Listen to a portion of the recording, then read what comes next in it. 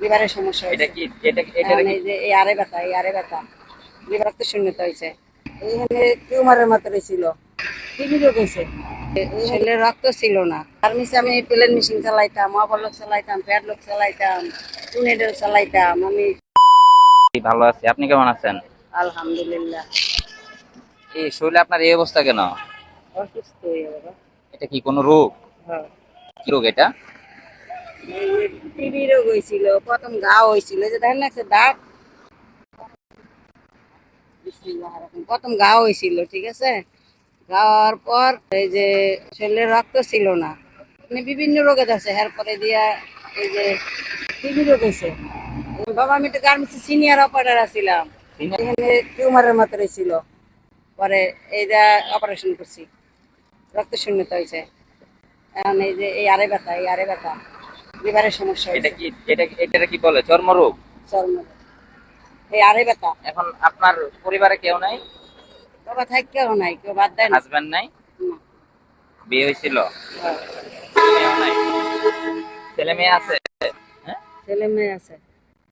মেয়েরা বাদ দেয় হেও না, জিগায় না। আজকে এ দুপুরে বাবা আমনে মাতের মতো টুপি মাথায় দেওয়া কাহু হাফেজ। ছেলে দেখে না? যদি কেউ হ্যাঁ গো কথা যদি কই তাও আমারে বহা দেয়, তা আমাকে পরিচয় দাও। ওরা বাদ দেয় না, হ্যাঁ গো এখন বাসা পরিচয় দেয়। কোথায় আপনার? বাসা ও তামান্নার পিছনে। এখন এই যে এইভাবে চেয়ে চেয়ে চলেন?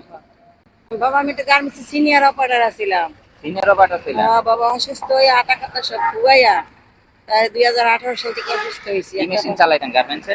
গার্মেন্টসে আমি প্লেন মেশিন চালাইতাম, অপারলোক চালাইতাম, প্যাডলক চালাইতাম, টুনেডল চালাইতাম আমি। সিনিয়র অপারেটর বুঝেন না। আচ্ছা। আটা খাতায় অসুখের পিছনে কেমন এই যে গাউজে হয়েছে না, হ্যাঁ। পুরা শরীর আমার পচে গেছিল, পুরা রগে রগে রগে রগে দেন একসের। এটা কিন্তু গায়ের দাগ। এটা তো ব্যয়বহুল চিকিৎসা এটা। এখন এখন এই যে লিভারের সমস্যা হয়েছে, এখন আমি আতারি না। আপনার আমি একটা ভিডিও করতেছি, এটা কি সমস্যা আছে? না বাবা কিছু এটা আমি সমস্যা নেই। যদি অনলাইনে দেই তাহলে দেখা গেছে অনেক মানুষ আছে আপনাকে সাহায্য করতে সাহায্য পারে। করতে পারে, হয়।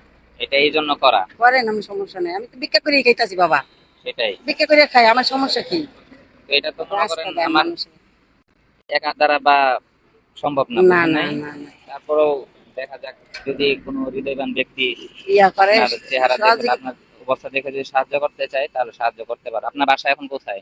আমার বাসা এখন ওখানে যে তামান্না গার্মেন্টস আছে, তামান্না গার্মেন্টসের পিছনে আচ্ছা। পুরান সড়কের একটা রাস্তা আছে, এই রাস্তার লগ দিয়া। দুপুরে খাওয়া হয়েছে?